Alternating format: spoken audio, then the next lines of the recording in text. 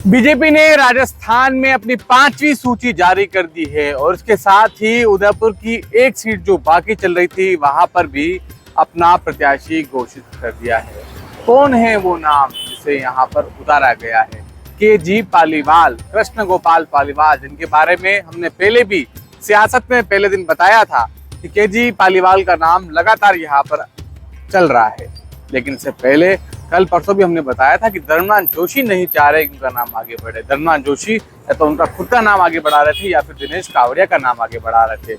लेकिन इसी बीच जब बात कटारिया तक पहुंची तो कटारिया ने कहा कि गोपाल कृष्ण पालीवाल यूं संगठन के प्रेमी व्यक्ति हैं, उन्हें मौका मिलना चाहिए। तो यहाँ पर ओम माथुर और धर्मनाथ जोशी को मुंह की खानी पड़ी है और टिकट लाने में सीपी जोशी और महामहिम की चली है। केजी पालीवाल कौन है? केजी पालीवाल साकरोदा के सरपंच रह चुके हैं और मावली की पंचायत समिति में नेता प्रतिपक्ष रह चुके हैं, बीजेपी के नेता हैं और उप प्रधान भी वहां पर रह चुके हैं। ब्राह्मणों में अच्छी पकड़ उनकी बताई जा रही है और उसके साथ ही वहां के समीकरण अब कहीं कहीं गड़बड़ाने वाले हैं, क्योंकि इनके साथ पुष्कर डांगी की जो एंटी लॉबी है वो है।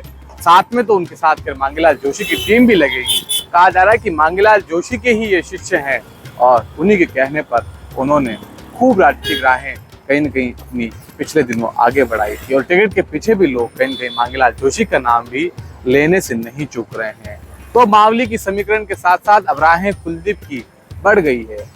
कुलदीप सिंह क्या करेंगे और बागी होकर चुनाव भी लड़ेंगे तो जनता सेना कितना साथ देगी और जनता सेना साथ नहीं देगी तो मांगीलाल जोशी के जो तमाम समर्थक बीजेपी के विरोध में जाने वाले थे वो अब बीजेपी के पक्ष में जाएंगे।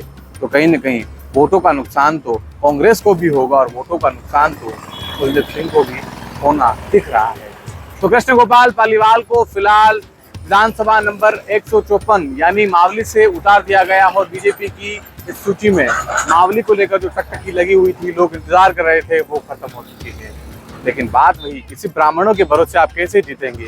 तो कृष्ण गोपाल पालीवाल के बारे में कहा जा रहा है कि उन्हें राजपूत भी पसंद करते हैं और उन्हें दूसरे लोग भी पसंद कर रहे हैं। तो संगठन भी कहीं न कहीं यहाँ जोश में दिख रहा है और कह रहे हैं कि आपने पार्टी के सरल और सहज व्यक्ति को मौका दिया है, ये आपने ठीक किया है। और कहीं न कहीं जो तमाम तरह की बातें हो रही थी कि बीजेपी को यहाँ मौका मिलना चाहिए, धर्मनाथ जोशी की एंटी इनकम्बेंसी है, तो एंटी इनकम्बेंसी के बीच धर्मनाथ जोशी के विरोधी गुट में रहे केजी पालीवाल को यहाँ पर मौका मिल गया है। तो उदयपुर के परशुराम चौराहे से आज हम दोपहर की सियासत में मावली पर चर्चा कर रहे हैं और मावली के समीकरण के साथ साथ अब कहीं न कहीं कांग्रेस के प्रत्याशी पुष्कर डांगी और कुलदीप सिंह चंडावत की राहें भी थोड़ी बढ़ गई है। अब ये फाइट थोड़ी अच्छी होने वाली है। तो फिलहाल आज की सियासत में इतना ही। नमस्कार।